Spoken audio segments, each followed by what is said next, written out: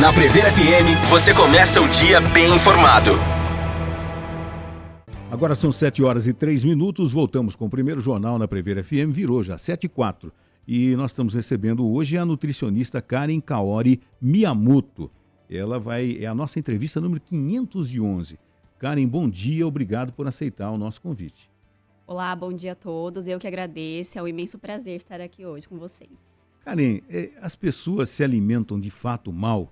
A gente ouve há muitos anos que o Brasil é um celeiro do mundo, nós temos alimentos para todo mundo e tal, mas as pessoas se alimentam mal, elas não sabem como se alimentar, têm medo de ser uma alimentação cara. O que acontece com a alimentação hoje, Karen? Olha, eu acredito que a gente enfrenta diversos desafios, né? Entre eles, o primeiro, o acesso. Então, nós somos um país de insegurança alimentar, né? A gente tinha saído do mapa da fome há muitos anos atrás. Durante a pandemia, né? Isso acelerou, a gente estava ali num caminho para o retorno do mapa da fome, mas a pandemia veio para acelerar esse processo.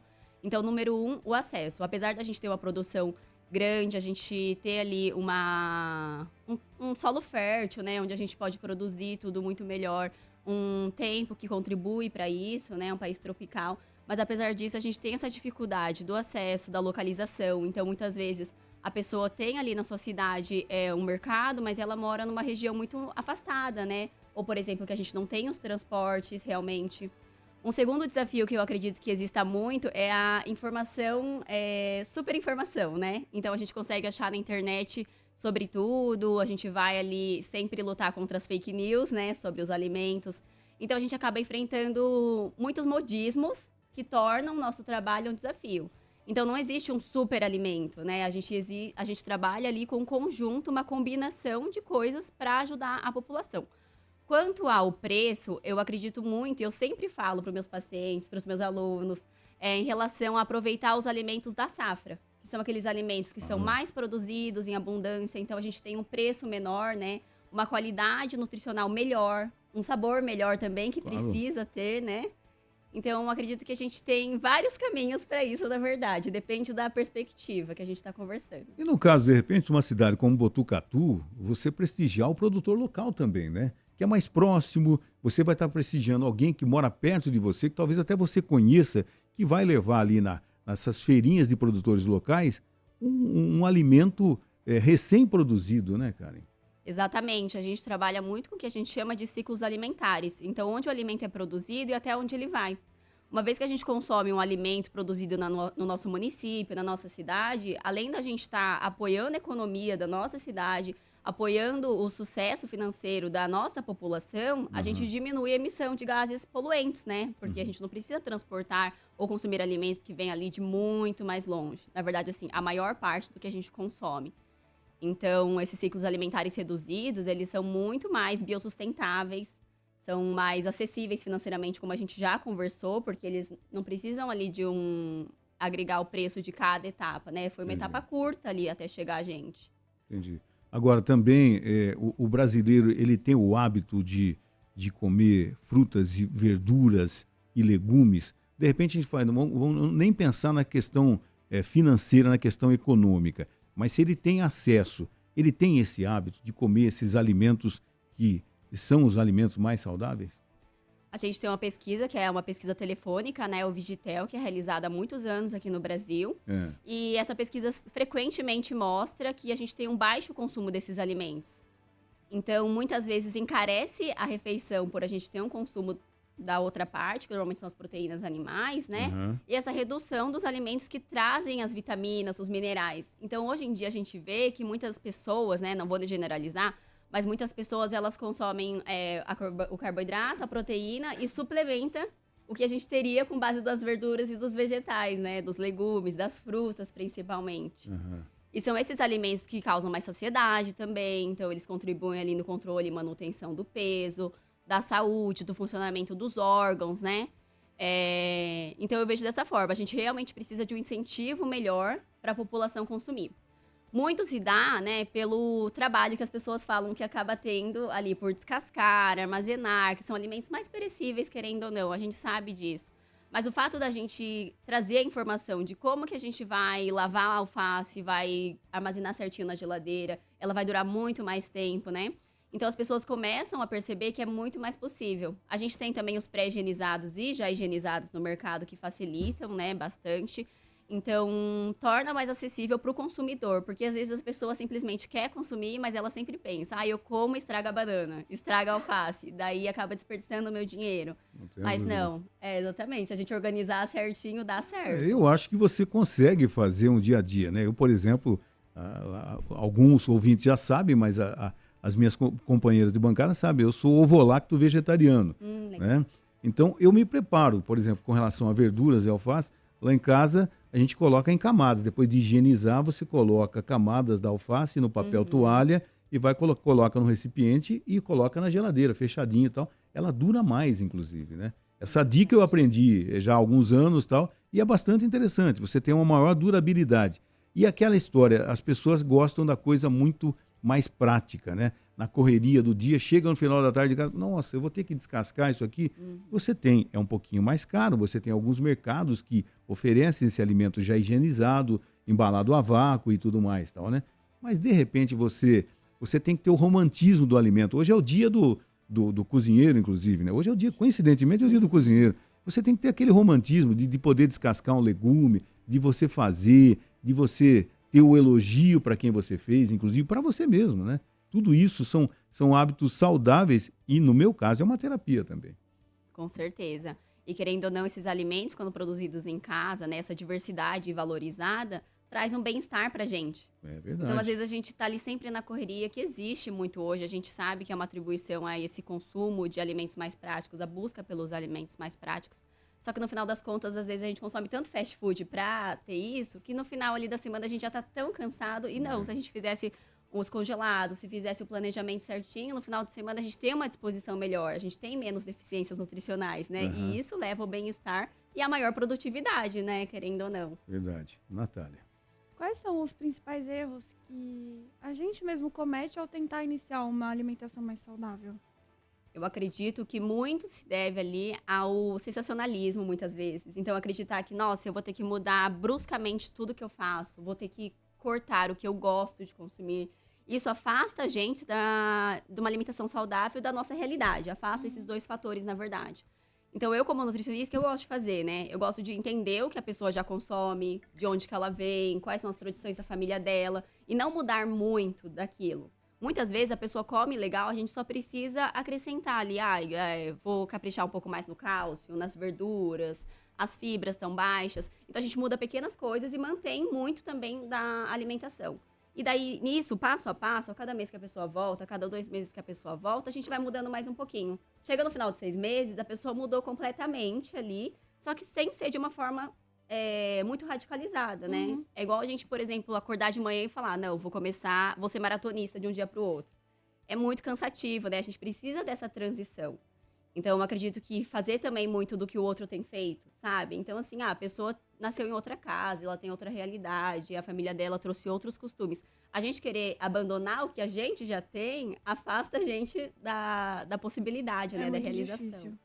Ô Karen, e com relação à alimentação matinal, né? A primeira alimentação da manhã, né? De repente você deve comer um alimento específico. Tem gente que, olha, eu como ovos mexidos pela manhã. Mas a gente fala, no caso aqui a Natália não suporta ovo, né? Então você tem que mudar, tal, né? É um pão integral, é um pão comum, é um pão francês. Existe uma alimentação ideal ou cada caso é um caso? Para mim, assim, é muito individualizado, né? O principal é tornar possível para a pessoa. Então, existem muitas pessoas que, nossa, não querem comer pela manhã. E delas já chegam achando que a gente vai julgar, que a gente vai condenar, que vai impossibilitar a alimentação saudável. E é muito longe disso, na verdade, né? A gente traz o plano alimentar sempre de acordo com o que a pessoa tem. O tempo que ela acorda, onde ela quer comer, respeitando a vontade do corpo, porque senão torna mais um desafio, como a gente tinha comentado. Então, assim, o que a gente tem, no geral, é o quê? Realmente o maior fracionamento durante o dia. Então, quanto mais refeições a gente fizer ao longo do dia, melhor vai ser, porque a gente dá ao corpo maior tempo para metabolizar, gastar, utilizar aqueles nutrientes. Mas não precisa ser exatamente para pra mim, pra todas as outras pessoas, assim, não, a gente vai comer 4 refeições, tem que comer um café da manhã muito recheado. Quanto que você aguenta? O que você gosta de comer pela manhã? Tá. Agora, se a pessoa já gosta de tomar café da manhã, um café da manhã mais proteico, a gente vê ali pela pesquisa, pela ciência, que traz melhores benefícios para o corpo, né? Então, a gente introduz mais ali uma refeição proteica, também com carboidratos, mas a gente tem uma absorção, um desempenho ao longo do dia um pouco melhor. Entendi. Você trabalha também com atletas. Assim, mais no hospital quando chegam atletas, mas Entendi. não é o meu ramo principal, a Entendi. nutrição esportiva. Tem muita diferença, por exemplo, a pessoa vai se alimentar e ela vai correr 6 horas da manhã, 5 horas da manhã. A alimentação dessa pessoa que tem a prática do atletismo, do esporte pela manhã, muda muito? Sim, daí nesse sentido, sim. Existem pessoas que querem correr em jejum, tudo bem. Antes era uma coisa muito negada, né? A gente achava muito ruim antigamente. Realmente você entra no estado mais catabólico, né? De gastos, né? Uhum. Mas se a pessoa quer consumir, a gente trabalha mais com alimentos de carboidratos que vão fornecer energia para essa pessoa poder gastar. Porque a corrida, realmente, se for uma corrida de explosão, né? Curta, mas explosiva. Ou uma corrida duradoura, de resistência. Essa pessoa precisa da energia para gastar. O músculo tá ali, né? Gastando. A respiração também. Então, são carboidratos mais refinados, né? São aqueles carboidratos que a gente vai conseguir comer em menos tempo. E a gente diminui a quantidade de gorduras nessa refeição para não pesar. As fibras também a gente dá uma reduzida. Então, o que a gente tem como estratégia, né? É como se fosse o pré-treino mesmo que a gente trabalha. Uma coisa para fornecer um pico energético enquanto a pessoa estiver correndo. Para ser mais produtivo para ela mesmo. Para ir melhor, né? E de repente dá um resultado? De repente não, dá um resultado quando a pessoa, de repente, ela se disciplina, ela fala, olha, eu vou comer isso aqui e depois de meia hora, 40 minutos, eu vou fazer a minha prática esportiva. Com certeza, com certeza. Isso muda muito também, porque, por exemplo, se a gente consome e vai ali correr, daí são os carboidratos refinados, como eu tinha falado. Agora, se a pessoa vai para outra cidade correr, por exemplo, e quer tomar um café da manhã, daí não, a gente pode entrar com um pouco de fibra, com um pouco mais de gordura, para a pessoa saciar, né? Para a pessoa se sentir bem, ter ali um respaldo bacana. E perto da sua corrida, a gente entra com alguma coisa mais refinada para dar aquele pico energético. Entendi. Então, tudo depende desse tempo da Claro. pessoa, o que ela vai praticar realmente. Que legal. Karen, eu queria que você desse dicas pra gente montar, assim, um prato saudável, mas de maneira acessível, né? Ótimo, legal.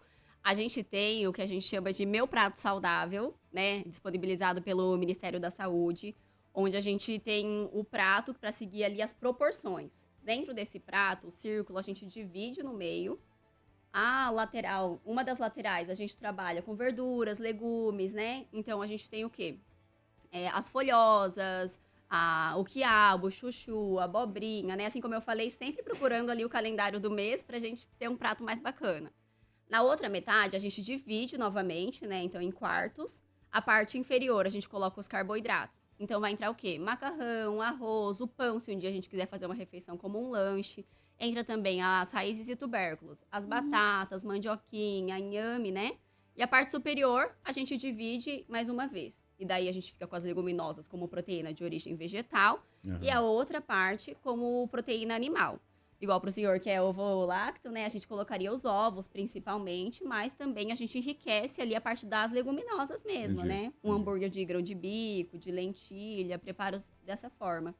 Assim, a gente consegue diversificar para não ficar sempre na mesma coisa, né? Mas também ser uma coisa acessível em relação à parte financeira mesmo. Não, e o bacana é o seguinte, que é a evolução do mundo, né? Mais e mais pessoas. Hoje nós temos em Botucatu algumas opções de você, no delivery, pedir um hambúrguer vegano, um hambúrguer vegetariano, um restaurante vegetariano. Quer dizer, a evolução, porque na teoria, pelo menos, ou na prática mesmo, nós temos mais pessoas que estão optando por esse tipo de alimentação, né? Com certeza. As pesquisas já mostram muito disso, que a dieta vegetariana, ela é, assim, maravilhosa para saúde cardiovascular, né? Para manutenção e controle do peso mesmo, que tem sido uma grande preocupação da nossa realidade, né? Mas é muito difícil, assim, socialmente a gente falar, né? Para as pessoas reduzirem o consumo de carne. Aqui no Brasil, na verdade, a gente tem duas realidades, né? A realidade da abundância do consumo mesmo da proteína animal, né? Porque a gente tem isso disponível, isso é muito associado a uma coisa social, assim, de status, muitas vezes, querendo ou não. Mas, por outro lado, o baixo consumo também se deve à questão financeira. Aquele Vigitel mostrou isso pra gente. Um consumo baixo de carne, mas não porque as pessoas escolheram isso, e sim porque elas tinham essa dificuldade do acesso, né? Entendi. Então, a gente tem que caminhar tanto para conscientização, mas o primeiro lugar é a pessoa poder, a partir do que ela teve de informação, poder escolher o que ela quer consumir. Né? E isso é segurança alimentar que a gente fala. Mudança de hábito alimentar é muito difícil? Não, assim, eu acho que o principal é ter a consistência, ter o apoio, ficar longe das frustrações, porque o que eu gosto de fazer com meus pacientes são os combinados além do plano alimentar. São combinados para promover a mudança da qualidade de vida, né? Para promover saúde, prevenir as doenças. E isso a gente tem que ir aos poucos. Eu falo para eles, às vezes a gente tem 3, 4 combinados, se empenha em fazer eles, mas, por exemplo, eu fiquei frustrada porque eu não consegui um, não é porque eu sou incapaz, é porque existe um outro caminho que vai me levar a isso. O que eu escolhi primeiramente, que a gente selecionou primeiro, não funcionou, mas existem outros caminhos. Então, é um processo de altos e baixos, mas o que a gente precisa ter mesmo, a chave, é a consistência. Entendi. Se tiver, a gente consegue chegar lá, sem dúvidas nenhuma. Legal. Bom, são 7h19, a gente vai fazer um intervalo, tomar uma água. 7h23, voltamos com o primeiro jornal nesta manhã de terça-feira aqui na Prever FM, recebendo a nutricionista Karen Miyamoto. Temos perguntas aí de ouvintes, Natália? Temos a pergunta da Cris Kerr. Ela queria saber como que ela consegue mudar o hábito de alimentação dela, porque ela não come verdura e nem legume desde que ela era criança, então o paladar dela não é muito acostumado. Legal. Então, assim, a gente realmente fala que a infância é um solo que a gente pisa pro resto da vida, né? Realmente o que a gente consome até os 5 anos torna mais fácil, né? Mais suscetível ali para a mudança do resto dos nossos anos, da vida adulta. Mas quando a gente já tem um adulto que tem um consumo ali, uma certa resistência para a introdução das verduras, das frutas, dos legumes, o principal que eu digo é, segue com algum alimento já de segurança sempre no seu prato. Então, eu gosto muito de macarrão. Mantenha o macarrão e tenta introduzir junto dele, por exemplo, um brócolis. E a gente tem um alimento que seja o brócolis. A gente pode fazer ele refogado, ele cozido, ele assado. A gente tem uma gama enorme de temperos. Então, a gente tem que, na verdade, buscar ali o que a gente tem mais afinidade, né? Para a gente fazer essa prática. Uma outra coisa é procurar receitas e começar ali na prática culinária. A gente conversou sobre a falta de tempo realmente na rotina, mas nem que seja no final de semana. Esse estímulo à curiosidade que a gente tem, né? Ajuda a gente a experimentar um pouco mais. Na criança, a gente usa bastante isso. Então, a criança ela não consome de jeito nenhum a laranja. A gente deixa a criança tocar no mercado, a gente deixa ela escolher, participar de tudo isso para ela ir acompanhando o processo e ter a curiosidade no final para consumir. Tá? Então, o que eu digo é isso, realmente, ir introduzindo aos poucos, não precisa ser tudo de uma vez, chegar e falar, não, vou ter uma alimentação saudável, encher ali o cesto e levar para casa e as coisas acabarem não indo para frente. Uhum. Exatamente. Então, uma coisa de cada vez, fazendo pequenas mudancinhas, é o que eu falei, passinho de formiguinha, você vai ver, daqui 6 meses você colocou 3, 4 alimentos diferentes. O que eu gosto de trazer para os meus pacientes, lógico, dependendo da tolerância de cada um, é fazer uma meta de, por exemplo, assim, 2 legumes e 2 frutas, né? Então, a gente vai até ali, o nosso retorno em 2, 3 meses, eu quero que essa pessoa tenha pelo menos provado. Sabe, às vezes eu não quero consumir naquele momento, corta, faz para a irmã, faz para o marido, faz para alguém, para você ter primeiro o contato, cheira, mais estímulos além da parte do paladar. E depois coloca ali para você ver que é uma coisa respeitosa, porque senão fica aquela barreira que você mesmo já impõe, a gente dificulta muito mais do que realmente poderia ser, né? Então, o que eu digo é isso, ir aos pouquinhos, sempre garantir um alimento de segurança, traçar pequenas metas e, por exemplo, não gostei, não quis, tudo bem, né? Prova de outras formas, também não gostei, outros alimentos. A gente tem muitas opções, muitas oportunidades. E, de repente, como você citou aí, num macarrão, né, com brócolis, que combina muito bem, né? Você colocar outros legumes mais coloridos e tudo mais, e não falar para a pessoa o que tem. É verdade, com o tempero ali, você vai e acaba comendo. Com o tipo de tempero que você usou, você acaba maquiando aquele paladar que um dia ela experimentou. No caso, a gente fala do brócolis, não é o caso, mas que a ouvinte citou. Mas, de repente, você dá uma maquiada com os temperos e tudo mais, e aí fica um negócio atrativo e a pessoa nem percebe que está comendo, né? Sim. Agora, Karen, de repente, a pessoa quer mudar o hábito alimentar. Ela come muito carboidrato, pizza de manhã, à tarde, à noite, carne de manhã, à tarde, à noite... Mas não adianta só uma pessoa, no caso, se ela mora em casa com os pais, tem irmãos, tem a família toda que come erroneamente, e a família toda está acima do peso. Como fazer isso? A família toda tem que ser disciplinada, é isso? Eu falo que existem dois caminhos, né? Existe aquele paciente que vem nesse cenário e a partir do momento que ele muda, as pessoas acabam mudando porque estão vendo mudanças positivas, vendo que a pessoa está perdendo peso, que a pessoa está tendo mais confiança, por exemplo, ou está se sentindo mais disposta ao trabalho, né? Tá mais animada, assim. Então as pessoas acabam mudando junto, que são a família e companheiros apoiadores, né? E existe o outro lado da moeda, que a gente fala muitas vezes que quase beira um boicote, né, do seu processo. Então a pessoa fica, mas só um pedacinho, só um pouquinho, etc e tal. Daí o que eu falo traz essa pessoa para consulta. Não tem problema, traz a pessoa junto pra gente explicar o motivo. Porque se nem criança, muito menos os adultos querem ser impostos, né, a gente precisa entender de onde que vem. A partir do momento que você entende o porquê daquilo, se torna muito mais fácil você fazer. Eles trazem acompanhantes, dá muito certo isso. Porque quando uma pessoa de fora fala, parece que também funciona um pouco melhor, né? Então, os meus pacientes levam muitas vezes familiares, principalmente os adolescentes, né? Que dependem muitas vezes dos pais, dos avós, desses responsáveis. Então, para mim é isso, entender o processo, muitas vezes é positivo e quando é negativo, trazer junto para que a gente explique mesmo. Já teve caso de você conseguir mudar os hábitos alimentares da família toda? Já aconteceu? Sim, eu percebo que principalmente, igual esse cenário que o senhor falou, de uma casa onde a maioria das pessoas tem sobrepeso, eles acabam engatando juntos. Porque existe esse preconceito do alimento saudável ser ruim. E daí a gente passa receitas, a gente passa as possibilidades. Não é uma coisa, igual eu falei, super abrupta. Então você vai mudar toda a sua refeição e correr 5, 10 quilômetros amanhã. Não. A gente vai aos pouquinhos, uma caminhada, uma introdução de uma fruta, uma salada de frutas, por exemplo, temperinho. E daí as pessoas começam a fazer isso também. Os familiares começam a fazer, começam a ver que dá certo, que é acessível e engatam. Então, assim, acontece bastante, na verdade, hoje em dia. É o que a gente mais se anima, né? Muitas vezes os próprios familiares também começam a acompanhar comigo. Então que é fundamental, muitas das vezes, né? Que o familiar também possa também aderir a essa prática mais saudável, né? Exatamente. É o bem coletivo, né? Exatamente.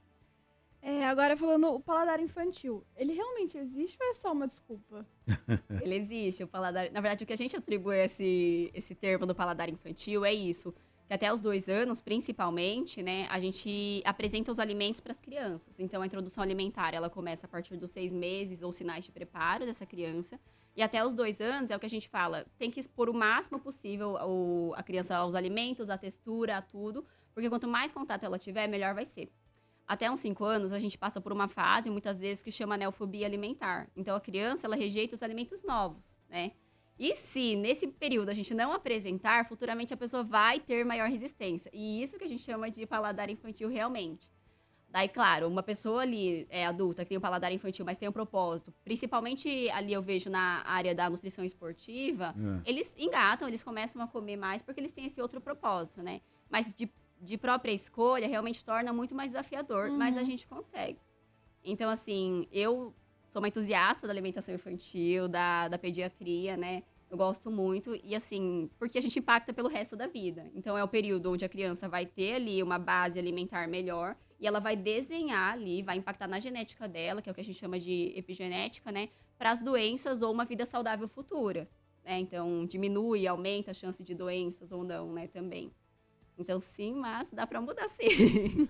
Ô, Karen, existe algum alimento que seja o queridinho, saudável, né? Das crianças? Aquele que, de repente, você não corre o risco do alimento ser rejeitado? Existe isso? Olha, o que eu vejo muitas crianças gostam muito das frutas, talvez por esse doce que elas têm inicialmente. Que a recomendação realmente da Organização Mundial da Saúde, do Ministério, né? Brasileira é o quê? Que a gente espere o açúcar até 2 anos. Porque o açúcar, querendo ou não, ele vicia o paladar, então ele engana, isso que a gente conversou, né? Sobre entender os estímulos ali do paladar.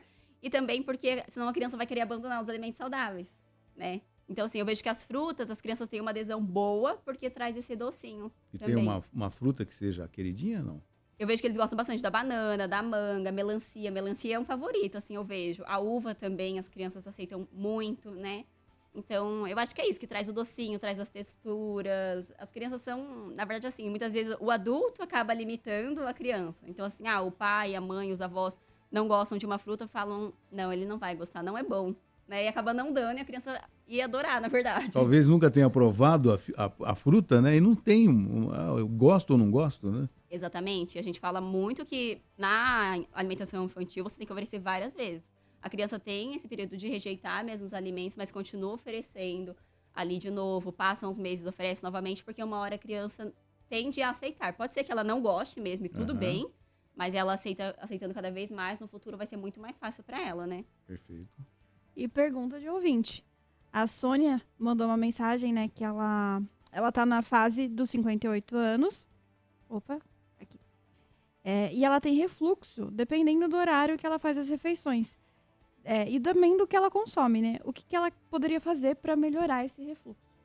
Ótimo. O refluxo, né, também muito se deve ao horário que a gente come à noite. Então, tentar jantar mais cedo, jantar e fazer a digestão antes de deitar, porque se a gente deita, também não fica legal. Ele já tem a gravidade de ajuda a retornar um pouco mais. Então, quando a pessoa tem realmente o diagnóstico de refluxo, a gente até orienta que levante um pouquinho a cama, né, coloque um suportezinho ali para levantar. As bebidas gaseificadas também, né, pioram um pouco. A cafeína também afeta nesse aspecto, enquanto come, beber. Então, a gente tem também aquilo de não poder comer e beber, mas na verdade depende da circunstância. O caso do refluxo é um deles. E eu não sei, né, se a Sônia teve isso de diagnóstico ou não, mas muitas vezes são outras coisas. Então, a gente também tem que tomar esse cuidado, né? Mas esses fatores, eles ajudam, no geral, as pessoas que sentem esse retorno, sim. Melhorar a qualidade de vida também, né? Sim. Ô, Karen, e com relação à intolerância, né? Tem muita gente que tem intolerância à lactose, tem uma série de intolerância e que, de repente, não sabiam e descobrem, às vezes, de maneira mais complicada, que já está fazendo um dano à saúde. E como prevenir essas intolerâncias? Hoje em dia, a gente tem muito, assim, como eu posso dizer? Às vezes a gente confunde algumas intolerâncias, né? Tá. Qualquer inflamação, por exemplo, no intestino, ele pode causar uma sensibilidade a alguns alimentos, entre eles a lactose, né? Que é um carboidrato do leite. Então, muitas vezes, por exemplo, a pessoa não é intolerante à lactose. Ela não tem esse problema. Mas, por ter uma sensibilidade momentânea ali, uma alimentação que não foi legal, que causou uma inflamação naquela região... Naquele dia específico, né? Exatamente. E daí ela para sempre de consumir o leite, por exemplo. Então, não é isso. Tem que passar com gastro certinho, tem que avaliar por exames. É uma inflamação pontual, é uma doença inflamatória intestinal. A gente tem uma gama de alimentos e a primeira coisa que as pessoas colocam é: sou intolerante à lactose, sou intolerante a esse alimento, né? A lactose é uma das coisas, mas tem exame para fazer isso. Então, o que eu falo primeiro é ter uma base alimentar legal para a gente garantir a saúde intestinal, gastrointestinal bacana, para ter essa tolerância legal. E se for o caso de uma doença, a gente conseguir entender que ela é isso mesmo. Primeira coisa é isso. E em seguida, se realmente estiver tendo algum sinal, sintomas, que normalmente a gente tem bem assim pontuado, fazer os exames. Passar com um especialista realmente. Não tentar tirar, não tentar fazer nada diferente. Passa com o especialista, faz os exames certinho para ter o diagnóstico fechado. A gente fala da lactose, né? Mas tem gente que tem intolerância a uma série de coisas. O glúten, por exemplo, né? Que você acaba encontrando, né, em cereais e acaba encontrando em pães e tudo isso, né? Sim, a doença celíaca daí já realmente é diferente mesmo. A gente tem que tirar totalmente, né? Então, assim, não é que a pessoa tem uma tolerância, a gente tira. Existem graus de doença celíaca realmente, mas realmente faz mal. E o problema é que muitas vezes a pessoa demora para entender quem que ela tem que buscar. Que, novamente, é o especialista. Verdade. Porque quando a pessoa demora para buscar ou fica ainda em profissionais que tentam ficar chutando muitas vezes, a pessoa tá ali com essa inflamação nessa região, a gente perde a absorção, a pessoa tem uma série de complicações. Daí pode vir anemia, osteopenia, várias outras doenças associadas por um simples, assim, diagnóstico que foi adiado, né? Então, assim, o principal é procurar um especialista realmente nessas doenças. E consegue se perceber, se diagnosticar com um especialista desde criança, isso, por exemplo? Algumas doenças aparecem muito depois, os sinais e sintomas. A gente não faz uma investigação, por exemplo, se não tiver algum sinal pra gente, né? Então, vários pacientes, assim, por exemplo, celíacos, a gente tem ali o diagnóstico em vida adulta já. Tem pessoas que não têm sinais. Às vezes uma pequena coisinha, foi fazer um exame, achou alguma lesãozinha, alguma inflamaçãozinha, e daí a pessoa vai investigar e ver que é isso. Né? A gente tem, sim, esses casos. Então, a gente realmente, assim, é muito difícil porque acaba tendo que esperar esse sinal, os sintomas mesmo. Perfeito. Algo que eu acho muito engraçado, assim, né? É como o paladar da gente também desacostuma. Eu tenho muito tempo que eu não tomo leite, porque se eu tomo, eu me sinto muito estufada e inchada. E eu desacostumei a tomar. Se eu for tomar, acho que eu vou ter até ânsia. Meu paladar desacostumou completamente. E banana, a mesma coisa. Eu comi muita banana quando eu era criança. E hoje em dia, até o cheiro da banana me incomoda. Não, a gente tem muito disso também, é o que eu falo, assim, a primeira coisa é, tudo bem você parar de comer um tempo esse alimento, né, contanto que, por exemplo, parou o leite, que é uma fonte importante do cálcio, encontrar outros substitutos, né, você gosta do requeijão, do cottage, do queijo Minas Frescal, gosta desses outros, a gente entra e não tem problema tirar o leite nesse momento, o leite em pó, que é bem mais palatável, né, para as pessoas, tudo bem. Mas a gente traumatiza às vezes por comer tanto e ficar nisso, não ter aquela variedade que a gente conversou da importância no início da entrevista, realmente, né? Mas respeitar, porque o alimento realmente e o corpo, eles têm que estar ali alinhados, né? Eu falo sempre, eles não são inimigos, a gente não tem que ter aquela coisa negativa com o alimento. Ele tem que vir junto da gente mesmo. Ô Karen, o prato colorido é o mais saudável e a gente come com os olhos, é isso? Eu acredito que sim, sim, muito sim. Pela variedade dos nutrientes que eles trazem, né? Cada cor traz ali um nutriente específico, uma série, uma gama diferente pra gente realmente. Por isso que a gente fala pra diversificar sempre. E querendo ou não, quando a gente tem um prato bonito, a gente se sente melhor em comer, né? Verdade. Isso é muito mais atrativo. A gente tem o que a gente separa, por exemplo, a fome do apetite. A fome é fisiológica, é uma coisa do nosso corpo. O apetite é uma coisa que a gente sente, né? A vontade de comer mesmo. E eu gosto sempre de manter o apetite legal também dos meus pacientes, não só a fome. Entendi.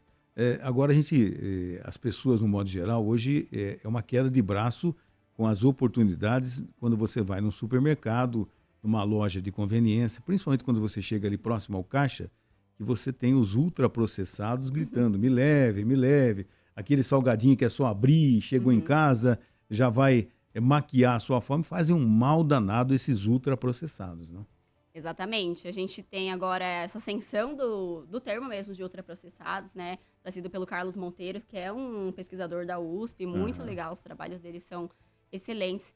E a gente também fez, muitos anos atrás, durante a minha graduação aqui em Botucatu, uma pesquisa para ver, ali na área do Jardim Holanda, a disponibilidade dos ultraprocessados à vista das crianças. Entendi. Então, muitas vezes, eles colocam já na altura da criança para ela ver, ali na parte inferior, né? São coisas que a gente tem conversado bastante. A gente tem um trabalho muito, muito importante, que é o Atlas Mundial da Obesidade. Ele traz o parâmetro e a expectativa que a gente tem, né, dos próximos anos para entender. E entre as aplicações, entre as condutas, as coisas que a gente tem que fazer, eles trazem isso, do controle de ultraprocessados, talvez uma tributação em cima de alguns alimentos para que a gente tenha um desincentivo, combinado, claro, do acesso a outros, né, não deixar isso defasado, mas que as pessoas tenham, em primeiro lugar, a informação do que esses alimentos causam. Por que é gostoso? É gostoso, a gente sabe disso. É gostoso. Que é bom, né? Que é agradável ao paladar, a gente sabe disso. Então, não tem como eu chegar para uma criança e falar assim, não come o salgadinho porque ele é ruim. A criança acha que é bom, né? Então, tem que falar o que causa, mostrar ali vídeos, mostrar uma coisa didática para a pessoa entender, de acordo com o seu nível de instrução e também o nível de escolaridade de uma criança, para que ela entenda, né? Não seja uma coisa imposta. Porque a criança... Tudo que a gente impõe, a gente já tem uma certa recusa inicial já, né, de prontidão. Então, a gente está nessa luta da obesidade infantil, da obesidade adulta, ela agrava várias doenças. Esse Atlas trouxe para a gente que, atualmente, 68% dos adultos brasileiros já convivem com sobrepeso. Caramba. E desses 68%, 31% já estão com obesidade. Em 2021, 60 mil foram mortes precoces causadas pelo IMC elevado, que é isso do sobrepeso ou da obesidade. Então, é um cenário, assim, extremamente preocupante. Ele está ali em ascensão anual muito elevada, né? De 2%, 3% ao ano esse crescimento. Que a gente precisa realmente criar diretrizes nacionais para a instrução, tanto da população, profissionais da saúde, e uma linha muito forte da prevenção, né? Por meio de alimentos, combate à inatividade física, por exemplo, também. Sedentarismo, né? O sedentarismo. Então, tudo isso que veio ali da rotina muito cheia, de um trabalho muito cansativo que a gente vem enfrentando, dificulta tanto a alimentação, como a gente conversou, quanto a atividade física também, né? A gente entende Olha, isso. é impressionante esses números, né? Porque antigamente, né? A gente ouvia falar que os Estados Unidos era um país de obesidade mórbida e tudo mais. E a gente ficava com medo que isso chegasse ao Brasil. Chegou, né? Sim. A gente precisa realmente melhorar muitas coisas, porque a obesidade realmente é uma doença multifatorial, que a gente fala, né? Então, ela é causada e ela se mantém por vários fatores. Antes, se acreditava que era só pela alimentação e atividade física. Mas a gente tem sono, a gente tem hormônio, a gente tem a parte da microbiota, a própria genética mesmo, né? Então, entender tudo isso para trabalhar de forma efetiva com cada paciente. Porque, às vezes, é o que a gente tá... É o meu mestrado, na verdade, isso, né? Então, os pacientes com obesidade, eles são um grupo enorme de pacientes heterogêneos. Então, existem pessoas que têm uma alimentação legal, mas têm uma obesidade ali muito agregada pelo fator da inatividade e da genética. Se eu mudar a alimentação dele, ele não vai ter um resultado eficiente, né? Então, qual que é a leitura desse paciente? O que a gente pode realmente fazer para que ele consiga o sucesso do tratamento, né? Então, esse da personalização, da individualização é extremamente importante dentro desses pacientes que já são muito estigmatizados pela população, né? Esses ultraprocessados, essa oferta muito abundante desse tipo de alimento contribuiu para que esse ranking do Brasil na obesidade tenha aumentado? Com certeza. A gente tem muito isso da globalização, que a gente até estava conversando antes, né? Então, muito dos alimentos ali dos Estados Unidos, principalmente, que eles chegam para cá, as pessoas idolatram, né? A gente quer aquele estilo de vida. Então, nossa, chega uma bala dos Estados Unidos, a gente quer consumir. Vira um sucesso. Chega um salgadinho, a gente quer consumir. E esse preço reduzido, porque eles não têm um ingrediente ali, o alimento mesmo, né? Às vezes é, por exemplo, uma batata. É uma batata, mas tem uma série de aditivos, que isso que torna ele um ultraprocessado. Esses aditivos, muitas vezes sintéticos, deixam o alimento um pouco mais custeado e daí torna mais acessível. E para a população que não tem tanta informação quanto ela precisaria, é legal para ela, porque assim, é gostoso e é barato, né? Então, por que incentivar o consumo e a oferta? Por que dar subsídios às verduras, às cestas básicas ali de hortifruti para essa população? Para que eles tenham um acesso melhor facilitado, para que eles vejam benefício por esse lado também, porque senão, para eles não faz sentido mesmo, né? Sem dúvida. E um outro termo que eu não ouço mais falar, pelo menos eu, os vigilantes do peso. Antigamente você tinha, né? Isso não só no Brasil, mas no mundo todo, os vigilantes do peso. Será que essa indústria dos ultraprocessados inibiu os vigilantes do peso? Olha, eu não sei responder, viu? Vou ser bem sincera com o senhor. Assim, eu não sei mesmo, sem responder essa pergunta. Entendi, mas vigilantes do peso antigamente você tinha, né? Outro dia eu vendo uma série e tal, de repente a pessoa fala, eu preciso ir no Vigilantes do Peso. Eu falei, nossa, fazia tempo que eu não ouvia mais, né? Que tinha em todo lugar, todas as cidades, no Brasil e no mundo todo, Vigilantes do Peso, que era uma maneira, um grupo de pessoas, né? Com nutricionistas, com médicos e tudo mais, para controlar o seu peso, justamente prevendo esse tipo de coisa. A Ellen já pesquisou. Foi encerrado em março do ano passado o programa. Olha lá, terminaram até. Acho que a indústria do ultraprocessados conseguiu terminar com os vigilantes do peso.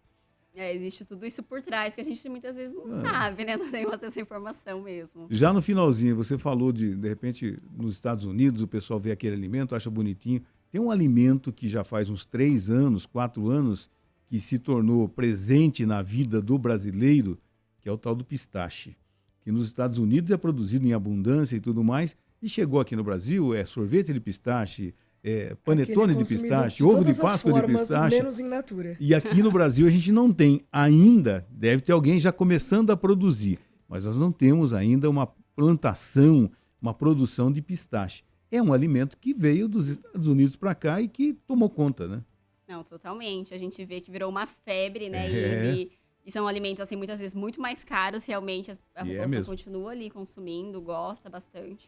Ele pode ser ali agregado à nossa alimentação de uma forma legal e saudável, como você falou, in natura, né? Trazendo ali, agregando os lipídios saudáveis, que são importantes para a parte neurológica, para a parte da homeostase geral do corpo.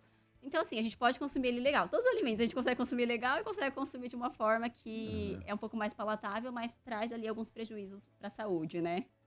Karen, muito obrigado por ter aceitado o nosso convite.